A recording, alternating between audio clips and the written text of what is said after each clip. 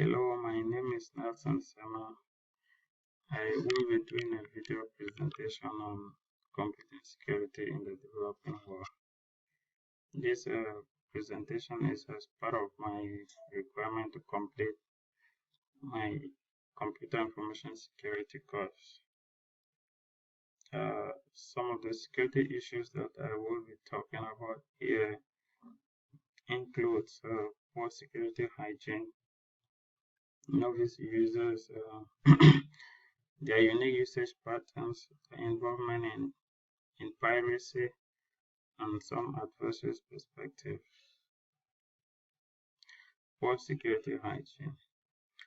Security hygiene is a key factor in assessing the security of a system, which means a system that is constantly updating its applications is highly secure than a system that does not update its application. In the developing world, systems are not regularly updated, so systems in the developing world are prone to attack because of poor operating system and security updates. Another security issue that we will be talking about here is embedded system. Security hygiene also applies to firmware of embedded systems. An example that we will be talking here will be wireless routers and modem. When vulnerabilities are being discovered and fixes are being released, it is important for those systems to be updated. But computer users in the developing countries, they don't know about these releases and they are not aware about the security issues concerned, so they basically don't update embedded system, thus leaving the system vulnerable to attack. The above mentioned facts are due to poor internet access. In the developing world, internet access is really a big thing because there's monopoly of the system. One service provider providing services to a huge number of customers. Bandwidth, a scarcity in bandwidth, which makes obtaining security updates and operating system patches tedious and failure prone. In the developed countries, most systems does automatic updates online because they are constantly connected to the internet.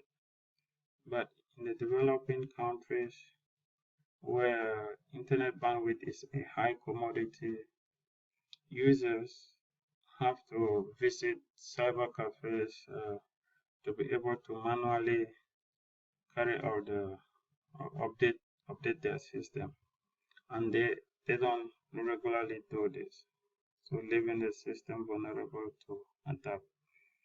The use of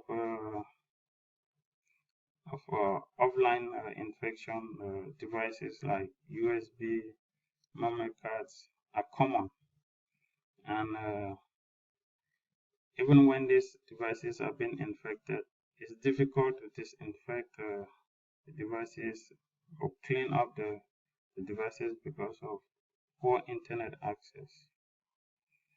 Research shows that security hygiene in the developing world is generally poor. A study that was done in our Jardine network in India found only about 30 to 40% of the systems perform antivirus and operating system updates. novice users. The World Bank report shows that between 2007 and 2008, about 190 million internet users from the developing countries joined the internet. And the interesting aspect, the fact here is that most of these users joined the internet through the mobile phone for the first time. And mobile phone application has its own unique security implications because of lack of standards. There is no policy that regulates the development of mobile phone applications. And in addition to that, the language of the internet is basically in English and Chinese, but English is dominant, and most of these computer users, English is not their first language. So there is this challenge of understanding the content of the online material. So that will, in effect, increase the risk that they will face, because if you read something that you don't understand, if it's telling you not to click, if you don't understand that you're not supposed to click, you obviously click because you don't understand. Research shows that inexperienced users will easily click or forward phishing emails. 76% of web users in India can't identify phishing email. This is a report from a research that was carried out in India, and a report comes back with 76%. It shows that 76% of these web users can identify phishing emails. Piracy. The use of pirated software in the developing world. How does this affect security, computer security? The first aspect that we will be talking about here is a difficulty of verifying the authenticity of the software. With a pirated copy, it's difficult to verify if the software is not malicious. Pirated operating system disk images are difficult to scan due to their sizes. With pirated copy, the so-called authors combine huge files into one disk, which makes it very difficult to scan.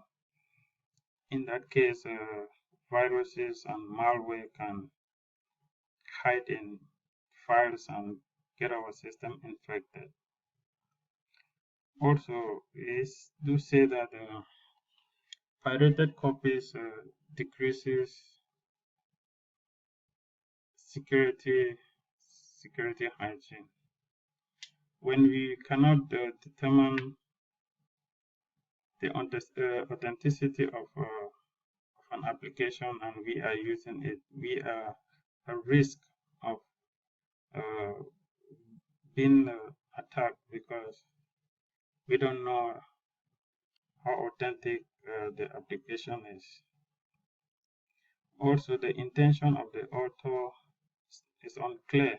We don't know exactly why the person who did the pirated copy did it.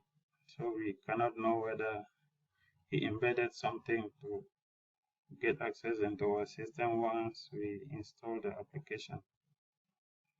Security updates can be applied, thus leaving the system vulnerable to attack. When computer users use pirated copy, and when those applications do have vulnerabilities and vendors do release security updates, with the pirated copy, we cannot update the application. For example, Microsoft will monitor this application when you want to do an update. Microsoft will verify if the application that you are using is authentic, is genuine. Otherwise, you won't be able to do an update. Also, regulations of pirated software is politically motivated. In the developing world, uh, control is poor. They really don't have policies and regulations that apply to pirated software and other uh, area of trade too.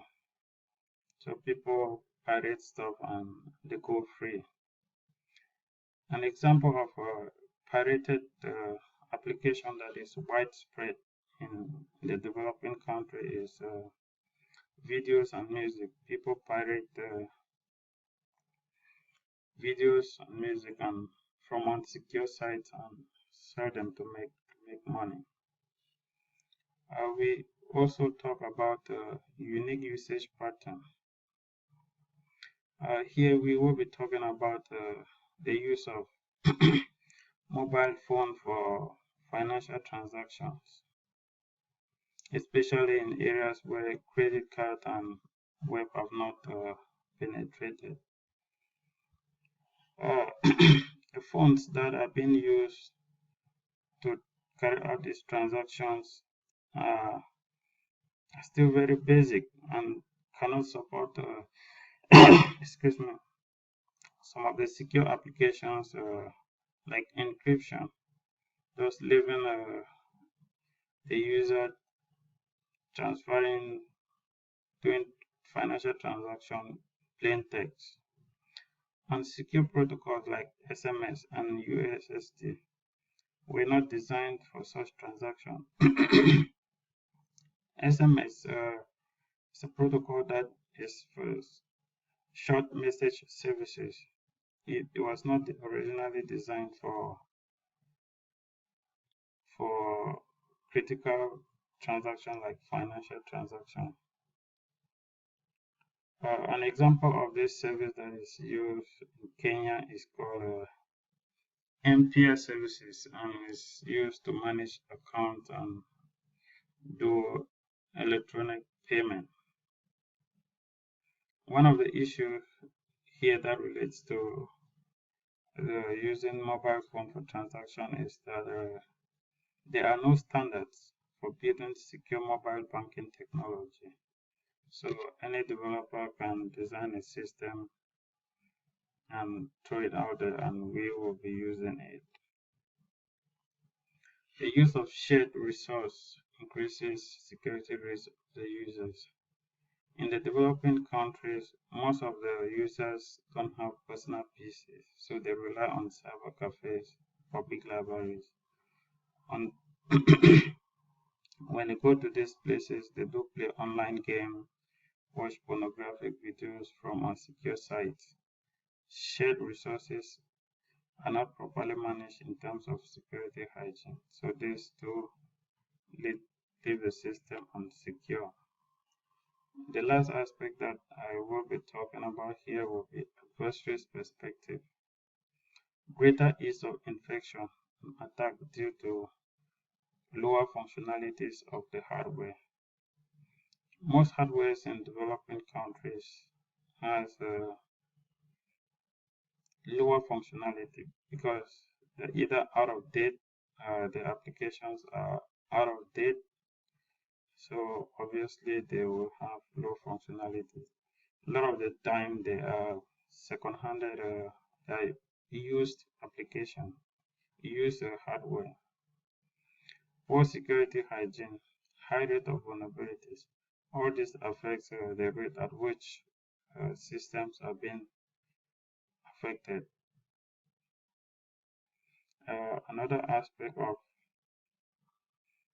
the issue that develop systems in the computer users in the developing country faces.